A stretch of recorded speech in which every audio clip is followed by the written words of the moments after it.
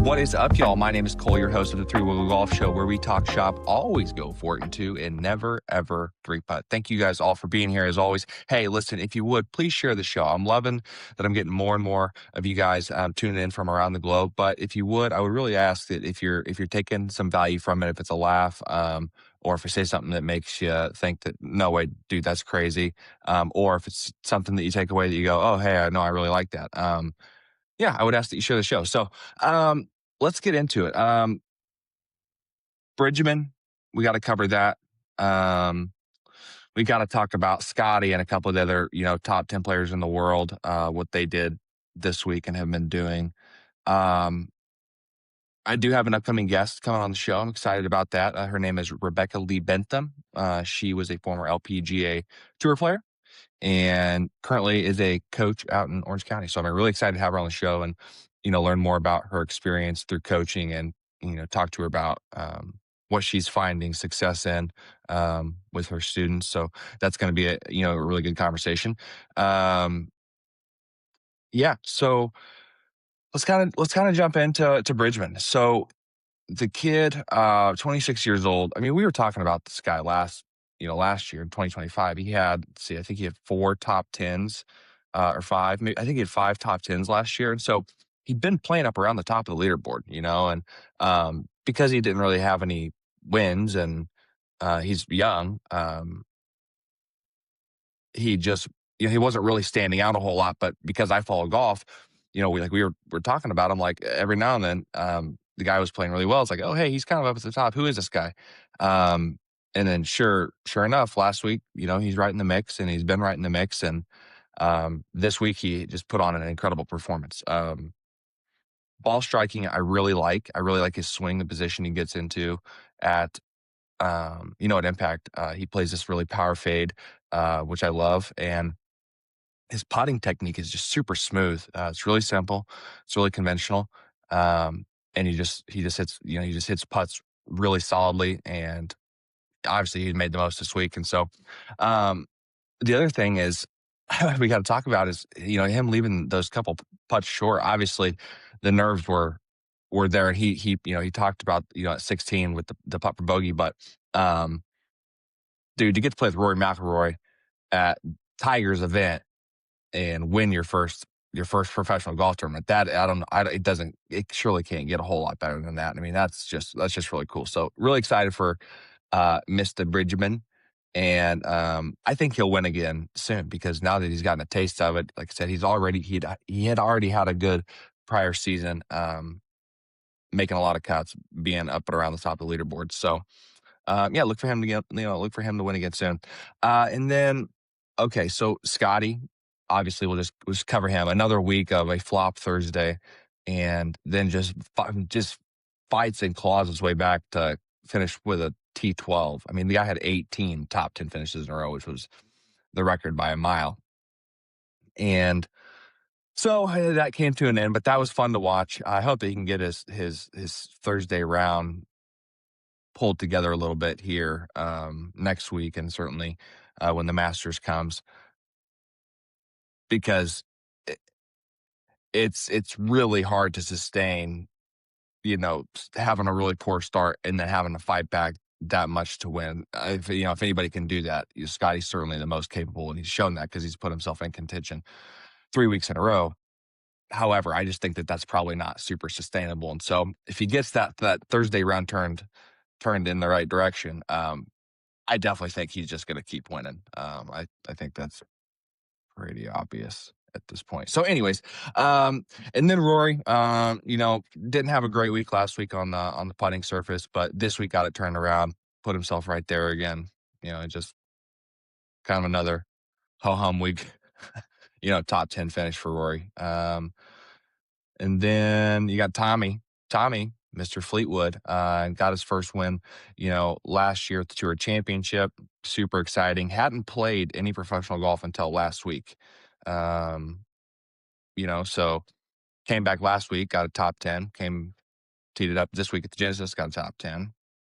So I think he's got that air of confidence now because he was already so good and he already had many wins on the DP, World Tour. But now he's done it on the PGA Tour and Tour championship. And so that's just kind of a huge deal. But, just to see him come firing out of the gates for after a couple months or whatever it was. Yeah. So now I'm like, okay, Tommy, like, let's see you get a major this year, because that is definitely what is next in your progression, and a handful of majors, I think, is how good that swing is and is capable of producing. I really do. I think Tommy could be a 5 or 6, major tournament winner by the time it's all said and done, now that he's broken through on that, that side of things. So, and then Morikawa followed up, the win last week with another just really good finish. And then let's see, the other guy I wanted to touch on was Jake Knapp, man. This guy is just quietly cruising at the top of the leaderboard right now and has been for a little while. So I'm really looking for him to collect another win here in 2026. And I could see it being a major. I could see him being one of those guys who, he's like, I kind of get a little bit of a Brooks Koepka, like, competitive, like, quietly, for the most part, really quietly goes about his business. And I think he's just athletic enough, and mentally tough enough that you could just see him win a major this year. That's what I really think about Jake Knapp and his golf game, because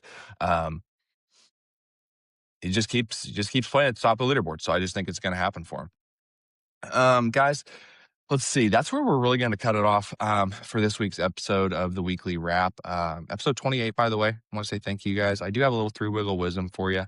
And it's nothing. I'm not going to go into like three deep things. It's really just one thing I wanted to talk to you guys about. Played a couple rounds of golf over this last week, and in my own rounds, and then just, watching a course like Genesis, at Riviera, is having a fairway finder and the importance of that. There are golf courses that you play where you can bomb driver and you can get away with it. You can miss the fairway, you can hit it on either side of the golf course, and you can still have, like, relatively good looks at hitting it on the green and giving yourself a chance for a birdie. And that is definitely a day where I think that you should be trying to push the golf ball as close to the hole as you can off the tee. However, there are certainly days where there's a premium on accuracy, and the golf course is penalizing if you do not hit the fairway, and oftentimes penalizing on both sides of the hole. So it is really crucial that you find a fairway finder. That doesn't, like I said, just apply to your driver. That applies to your other clubs that you're going to tee off with. So if it's 3-wood, 5-wood, 7-wood, driving iron, 3, 4, 5, 6, even some short par 4s maybe that are kind of uniquely tight dog leg where you got to hit a 7-iron, like that mid-iron tee shot, but it's really tight and it's windy. You need to know how to, saw off that finish and flight the golf ball down and minimize the amount of curve that you have on it, depending the scenario. But, for the most part, just something low and straight with minimal curve. And so that's this week's, 3-wiggle wisdom, guys, is if you don't have that in the bag, if you feel like you go out there and you're not only like aimless off the tee, but you're also, just like you're not confident in what's going to happen, take a step back, try to find some swings, that you can work on and work into your game a little bit on the range, and then certainly out on the golf course that is a more controlled ball flight, and you understand that you're going to lose distance, but it's going to put you in the right position, in the most optimal position to give yourself scoring opportunity. So that is it this week, guys. Like I said, thank you so much for listening and tuning in. Be sure to share the show. If you aren't already, go over to 3-Wiggle Golf Co. At 3-Wiggle Golf Co. Instagram, TikTok, YouTube. I'm really excited. I got some cool things coming down the works here for 2026.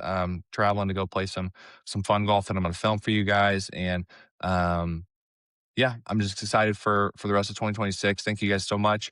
And look forward to the episode with Rebecca Lee Bentham, like I said, coming out later this week. All right, guys, have a great week. Peace.